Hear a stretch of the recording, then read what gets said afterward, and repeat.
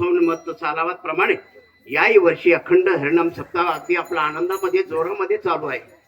आणि अशा सप्ताहामध्ये आज तिसरा दिवस आणि तिसऱ्या दिवसाचं कीर्तन पुष्प आपल्या 14 वर्षापूर्वी आलेले श्याम सुंदर महाराज ढवळे अतिशय गोड वाणीमध्ये त्यांनी कीर्तन केलं. पांडुरंगाच्या मूर्तीचं संपूर्ण वर्णन माझ्या समोर बसलेल्या माता भगिनीला त्याच्यामुळं ऐकायला मिळलं. आपण जर प्रमाणात टाकली असती तर हे संपूर्ण मूर्तीचं वर्णन जे महाराजांनी केलं अतिशय सुंदर वर्णन केलं.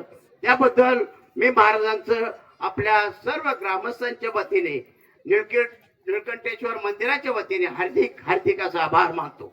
अशा प्रकारचं कीर्तन आपल्याला ऐकायला आतापर्यंत मूर्तीचं वर्णनाचं मिळालं नव्हतं. सर्वांना चांगल्या प्रकारचं ज्ञानदान झालं. धन्यवाद. त्याचप्रमाणे उद्या आपल्याला चौथा दिवस आणि चौथा दिवसाचं कीर्तन पुष्प ऋषिकेश महाराज नवरे यांचं 16वे असं कीर्तन होणार आहे.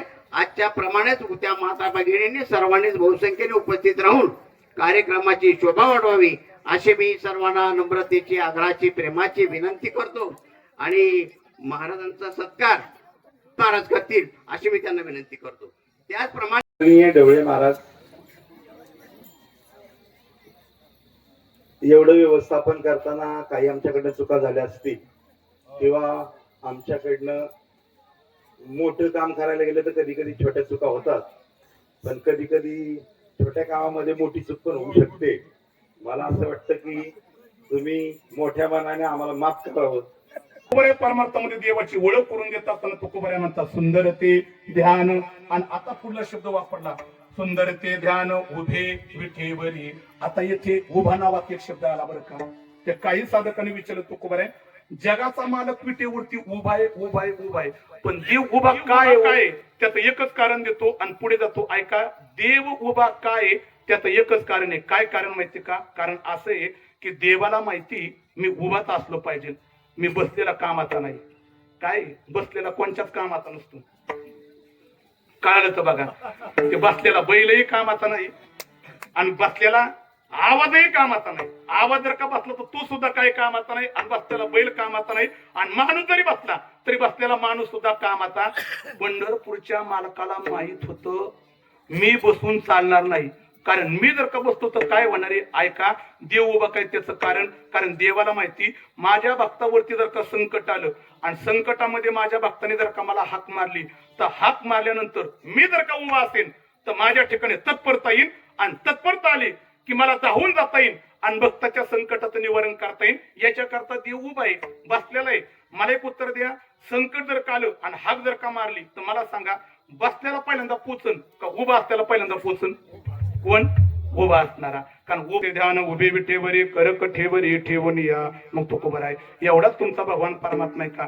एवढंच नाही तर तुकोबर आहे म्हणतात की तुळशी हार गणा कासे पीतांबर तुळशी हार गणा कासे पीतांबर आवडी निरंतारा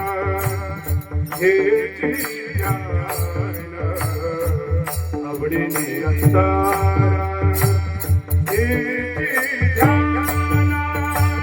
तुळशी हार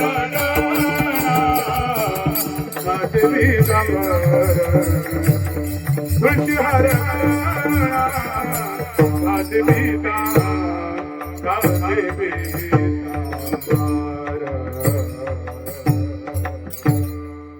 द्वितीय चरणामध्ये तुकोबऱ्या म्हणतात त्या भगवान परमात्म्याने गळ्यामध्ये काय केलाय तुळशीचा हार घातलाय. आता तुळशी हार गळा कासे पितांबर धारण केलंय. त्याचं चिंतन केलं. तुळशी हार गळा कासे पितांबर आवडे निरंतर हेचे ध्यान आणि असं ध्यान धारण केलेलं आहे. आणि शेवटी तुकोबऱ्या म्हणतात की दुःख मने माझी हेची श्रीमुख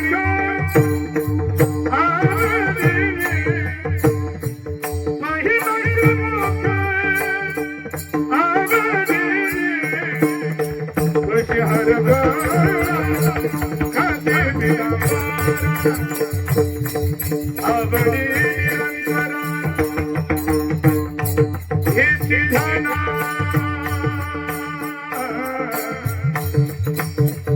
हे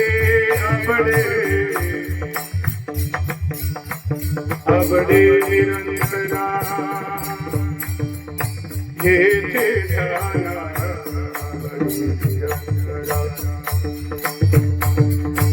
अबडे निरंतरा अबडे निरंतरा हे ध्याना अबडे निरंतरा अबडे निरंतरा हे ध्याना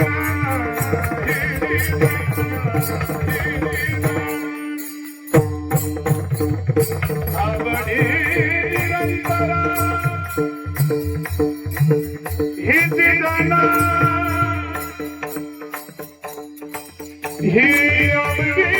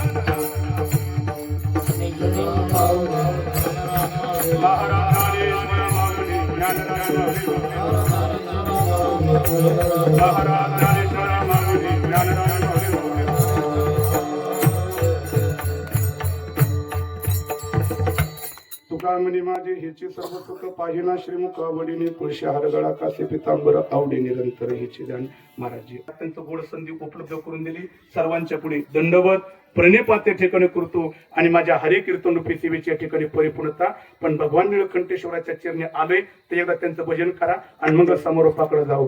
नमः शिवाय गो नमः शिवाय शिवाय गो नमः शिवाय श्री निळकंठेश्वरा नमः शिवाय